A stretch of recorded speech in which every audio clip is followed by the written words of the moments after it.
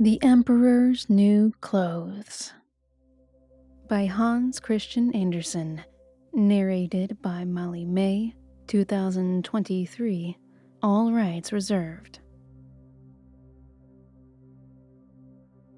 Many years ago, there was an emperor who was so excessively fond of new clothes that he spent all his money in dress.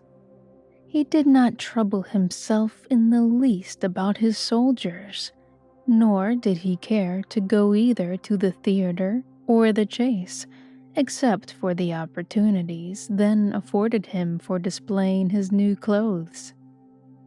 He had a different suit for each hour of the day, and as of any other king or emperor, one is accustomed to say, "He is sitting in council." It was always said of him, "The emperor is sitting in his wardrobe." Time passed merrily in the large town which was his capital. Strangers arrived every day at the court. One day, 2 rogues, calling themselves weavers, made their appearance. They gave out that they knew how to weave stuffs of the most beautiful colors and elaborate patterns, the clothes manufactured from which should have the wonderful property of remaining invisible to everyone who was unfit for the office he held, or who was extraordinarily simple in character. These must indeed be splendid clothes, thought the emperor. Had I such a suit, I might at once find out what men in my realms are unfit for their office, and also be able to distinguish the wise from the foolish. This stuff must be woven for me immediately. And he caused large sums of money to be given to both the weavers in order that they might begin their work directly. So the 2 pretended weavers set up 2 looms and affected to work very busily, though in reality they did nothing at all. They asked for the most delicate silk and the purest gold thread, put both into their own knapsacks, and then continued their pretended work at the empty looms until late at night. "I should like to know how the weavers are getting on with my cloth," said the emperor to himself after some little time had elapsed. He was, however, rather embarrassed when he remembered that a simpleton, or one unfit for his office, would be unable to see the manufacture. To be sure, he thought he had nothing to risk in his own person, but yet he would prefer sending somebody else to bring him intelligence about the weavers and their work before he troubled himself in the affair. All the people throughout the city had heard of the wonderful property the cloth was to possess, and all were anxious to learn how wise or how ignorant their neighbors might prove to be. "I will send my faithful old minister to the weavers," said the emperor at last after some deliberation. "He will be best able to see how the cloth looks, for he is a man of sense, and no one can be more suitable for his office than he is." So the faithful old minister went into the hall, where the knaves were working with all their might at their empty looms. "What can be the meaning of this?" thought the old man, opening his eyes very wide. "I cannot discover the least bit of thread on the looms." However, he did not express his thoughts aloud. The impostors requested him very courteously to be so good as to come nearer their looms, and then asked him whether the design pleased him and whether the colors were not very beautiful, at the same time pointing to the empty frames. The poor old minister looked and looked.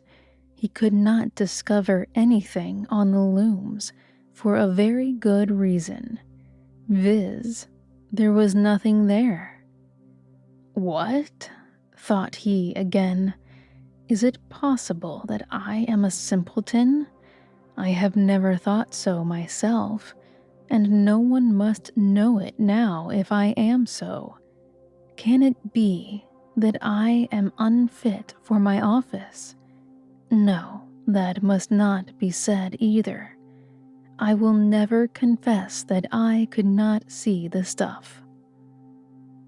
Well, Sir Minister, said one of the knaves, still pretending to work, you do not say whether the stuff pleases you. Oh, it is excellent, replied the old minister, looking at the loom through his spectacles. This pattern and the colors, yes, I will tell the emperor without delay how very beautiful I think them. We shall be much obliged to you, said the impostors, and then they named the different colors and described the pattern of the pretended stuff. The old minister listened attentively to their words in order that he might repeat them to the emperor, and then the knaves asked for more silk and gold, saying that it was necessary to complete what they had begun. However, they put all that was given them into their knapsacks and continued to work with as much apparent diligence as before at their empty looms. The emperor now sent another officer of his court to see how the men were getting on, and to ascertain whether the cloth would soon be ready. It was just the same with this gentleman as with the minister. He surveyed the loom on all sides, but could see nothing at all but the empty frames. Does not the stuff appear as beautiful to you as it did to my lord the minister? Asked the impostors of the emperor's second ambassador, at the same time making the same gestures as before, and talking of the design and colors which were not there. I certainly am not stupid, thought the messenger. It must be that I am not fit for my good, profitable office. That is very odd. However, no one shall know anything about it. And accordingly, he praised the stuff he could not see, and declared that he was delighted with both colors and patterns. Indeed, please your imperial majesty, said he to his sovereign when he returned, the cloth which the weavers are preparing is extraordinarily magnificent. The whole city was talking of the splendid cloth which the emperor had ordered to be woven at his own expense. And now the emperor himself wished to see the costly manufacture while it was still in the loom. Accompanied by a select number of officers of the court, among whom were the two honest men who had already admired the cloth, he went to the crafty impostors who, as soon as they were aware of the emperor's approach, went on working more diligently than ever, although they still did not pass a single thread through the looms. Is not the work absolutely magnificent?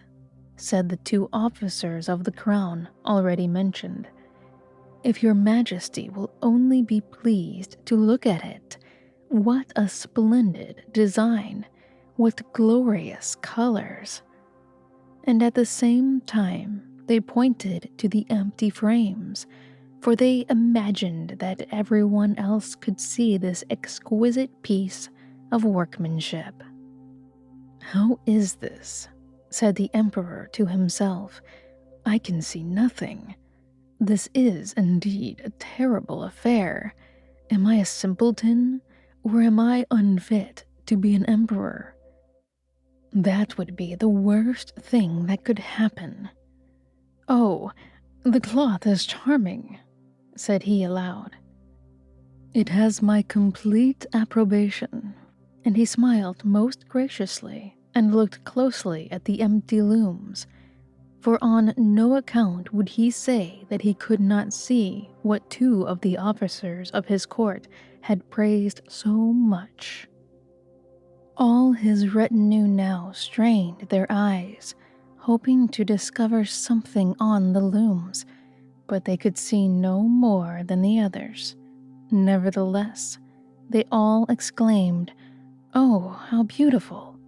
and advised His Majesty to have some new clothes made from this splendid material for the approaching procession.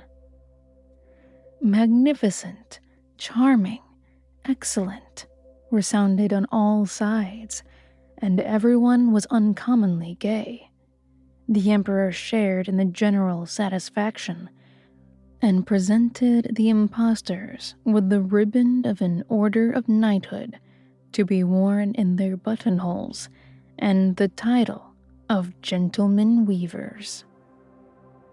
The rogues sat up the whole of the night before the day on which the procession was to take place, and had 16 lights burning, so that everyone might see how anxious they were to finish the emperor's new suit. They pretended to roll the cloth off the looms, cut the air with their scissors, and sewed with needles without any thread in them. "See," cried they at last, "the emperor's new clothes are ready." And now the emperor, with all the grandees of his court, came to the weavers, and the rogues raised their arms as if in the act of holding something up, saying, "Here are your Majesty's trousers, here is the scarf, here is the mantle. The whole suit is as light as a cobweb. One might fancy one has nothing at all on when dressed in it. That, however, is the great virtue of this delicate cloth." "Yes, indeed," said all the courtiers, although not one of them could see anything of this exquisite manufacture. "If your Imperial Majesty will be graciously pleased to take off your clothes, we will fit on the new suit in front of the looking-glass." The emperor was accordingly undressed, and the rogues pretended to array him in his new suit, the emperor turning round from side to side before the looking-glass. "How splendid His Majesty looks in his new clothes, and how well they fit!" everyone cried out. "What a design! What colors! These are indeed royal robes." "The canopy which is to be borne over your Majesty in the procession is waiting," announced the chief master of the ceremonies. "I am quite ready," answered the emperor. "Do my new clothes fit well?" asked he, turning himself round again before the looking-glass, in order that he might appear to be examining his handsome suit. The lords of the bedchamber, who were to carry His Majesty's train, felt about on the ground as if they were lifting up the ends of the mantle, and pretended to be carrying something, for they would by no means betray anything like simplicity or unfitness for their office. Now the emperor walked under his high canopy in the midst of the procession through the streets of his capital, and all the people standing by and those at the windows cried out, "Oh, how beautiful are our emperor's new clothes! What a magnificent train there is to the mantle, and how gracefully the scarf hangs! In short, No one would allow that he could not see these much admired clothes, because in doing so, he would have declared himself either a simpleton or unfit for his office. Certainly, none of the emperor's various suits had ever made so great an impression as these invisible ones. "But the emperor has nothing at all on," said a little child. "Listen to the voice of innocence," exclaimed his father, and what the child had said was whispered from one to another. "But he has nothing at all on," at last cried out all the people. The emperor was vexed, for he knew that the people were right, but he thought the procession must go on now, and the lords of the bedchamber took greater pains than ever to appear holding up a train, although in reality there was no train to hold.